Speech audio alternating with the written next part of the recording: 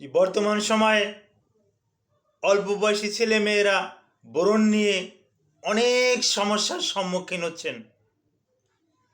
আর হবেই না বা কেন? এরা রাত জেগে তারপর আসে, তারা বিভিন্ন রকম ডিভাইসের সাথে সম্পৃক্ত থাকার পরিপ্রেক্ষিতে তাদের একটা স্ট্রেস থাকে, তাদের ঠিক মতন ঘুম হয় না, যার পরিপ্রেক্ষিতে এই টিনেজদের বিশেষ করে এই একনি বা ব্রণ আমরা বেশি বেশি দেখতে পাই। আসসালামু আলাইকুম রহমতুল্লাহি ওবরাকাতুহু। জি, আমি ডাক্তার মীর শহীদুল ইসলাম। আমার চেম্বার শুভেচ্ছা 255, শেখঘাট, সিলেট। জি, আলোচনা করব তরুণ তরুণীদের ব্রণ নিয়ে। এটা তরুণ এবং তরুণীদেরই বেশি হয়ে থাকে। আমরা বিশেষ একটা জরিপ চালিয়ে দেখেছি যে 11 থেকে 30 বছর এই বয়সে এই ব্রণটা বেশি বেশি হয়। বেশ কিছু জার্নালে পাওয়া যায় যে 30 ঊর্ধ্ব কিছু ব্রণ আমরা দেখতে পাই, কিন্তু সেটা রেয়ার কেস। প্রথমেই জানাচ্ছি যে ব্রণটা কি, হোয়াট ইজ অ্যাকনি। অ্যাকনিটা কি? হ্যাঁ, অ্যাকনিটা হলো, ব্রণটা হলো, ব্রণের সংজ্ঞাটা দিচ্ছি। ব্রণটা হলো আমাদের বিশেষ করে মুখমণ্ডলে, কপালে, এখানে ছোট ছোট লামস, গোটা বা বিচি বিচি কিছু উঠে, এবং ওর মাথায় কারো কারো ক্ষেত্রে পুজো থাকতে পারে, কারো কারো ক্ষেত্রে আকারে বড়, কারো কারো ক্ষেত্রে ছোট। এগুলাকেই আমরা চিকিৎসা বিজ্ঞানের ভাষায় অ্যাকনি বা ব্রণ বলে থাকি। তবে এগুলো কেন হচ্ছে? এগুলো অনেক কারণ আছে। তার ভিতরে একটা কারণ কিন্তু ব্যাকটেরিয়াও কিন্তু একটা কারণ। তো ও কারণে আমি পরে আসছি। আগে আসছি যে এই সাধারণত কেন হচ্ছে। সাধারণত হওয়ার কারণ সেবাসিস গ্ল্যান্ড নামে একটা গ্ল্যান্ড আছে।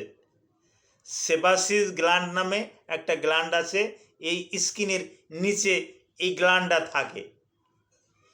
এই গ্ল্যান্ডার কাজ হলো সেবাম নামে একটা অয়েল সিক্রেশন করা।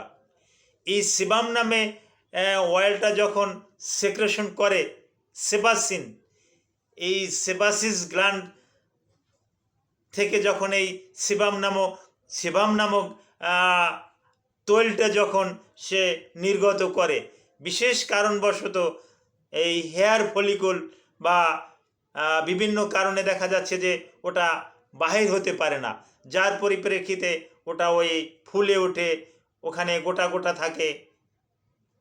এগুলোকেই আমরা কিন্তু ব্রণ বা একনি বলি। এগুলো কোথায় বেশি বেশি হয়?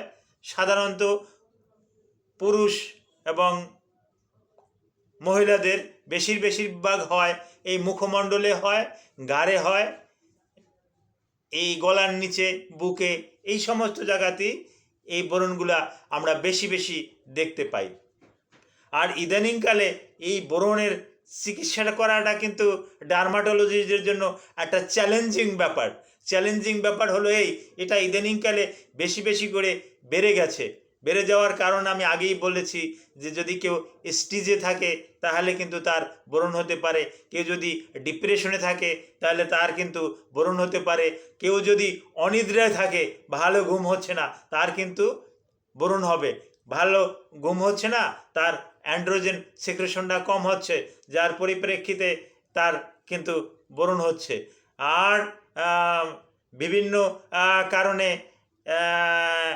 এই সেবাসিস গ্ল্যান্ড থেকে যে সিবাম নামক অয়েলটা, এটা সিক্রেশন হচ্ছে, এটাও যদি ঠিক মতন নির্গত হতে না পারে তাহলেও কিন্তু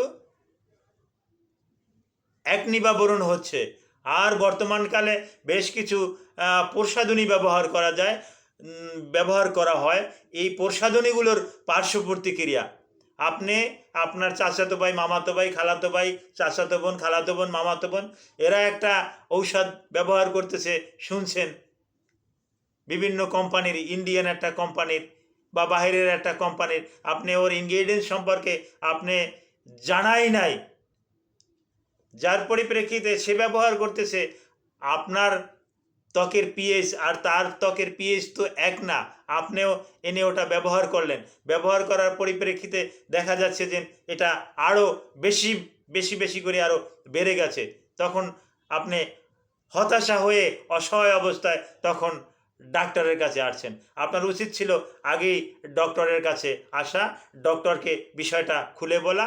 তবে হ্যাঁ, আশার বাণী দিচ্ছি, বোরনের কিন্তু ভালো চিকিৎসা আছে। যদি আমরা প্রাথমিক পর্যায়ে রুগীটাকে দেখতে পারি, রুগীটাকে যদি আমরা সরাসরি ফিজিক্যালভাবে চেক করতে পারি এবং কারণগুলো যদি আমরা শনাক্ত করতে পারি, তাহলে কিন্তু বোরনের চিকিৎসা করা অত্যন্ত সহজ।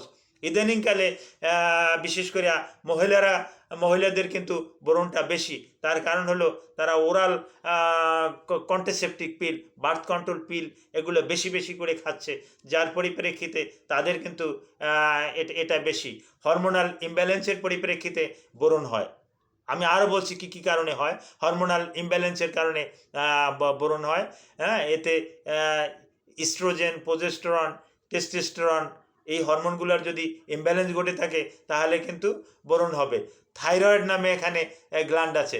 এই থাইরয়েড গ্ল্যান্ডের যদি সমস্যা থাকে, হাইপার থাইরয়েডিজম যদি থাকে, হ্যাঁ, হাইপোথাইরয়েডিজম যদি থাকে, তাহলে ওই রোগীর কিন্তু বোরন হওয়ার সম্ভাবনা আছে এবং হচ্ছে। আমরা প্রতিনিয়ত পাচ্ছি। এর থাইরয়েড পরীক্ষা করতে দিলে থাইরয়েড স্টিমুলেটিং হরমোন পরীক্ষা করতে দেখা যায় যে এর অনেকটা তারতম্য আছে, যার পরিপ্রেক্ষিতে থাইরয়েড গ্ল্যান্ডও কিন্তু এখানে বড় একটা ভূমিকা কিন্তু পালন করে।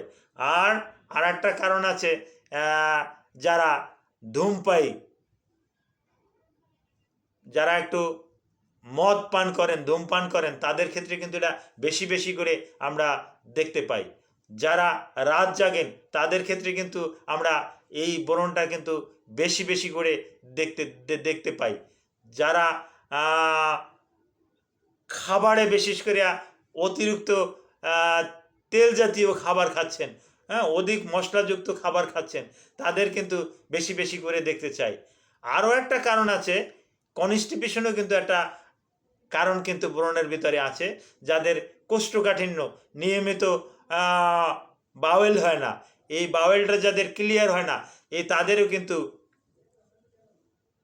একনি বা বোরন আমরা কিন্তু দেখতে পাই। তো এর চিকিৎসা কি? এত গেল কারণ টারণ ইত্যাদি, এর চিকিৎসা কি? হ্যাঁ, এর ভালো চিকিৎসা আছে। আমরা রোগীদেরকে দেখার পরে এর চিকিৎসা দিয়ে থাকি।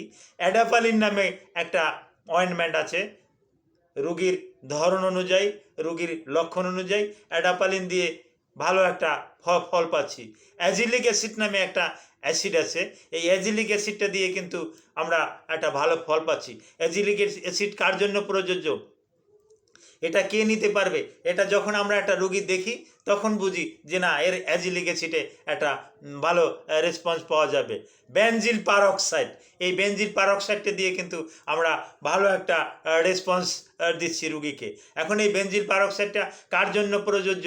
কে এই বেনজিল পারঅক্সাইড নিতে পারবে? এটা তো আমাকে রুগী দেখতে হয়, ডার্মাটোলজিস্টকে রুগী দেখতে হয়। রুগী দেখার পর উনি সাজেশন দিবে যে আপনি কি বেনজিল পারঅক্সাইড নেবেন, না অ্যাডাপালিন নেবেন, না কোনটা আপনার জন্য, না অ্যাজিলিক অ্যাসিড নেবেন, না কোনটা আপনার জন্য প্রযোজ্য।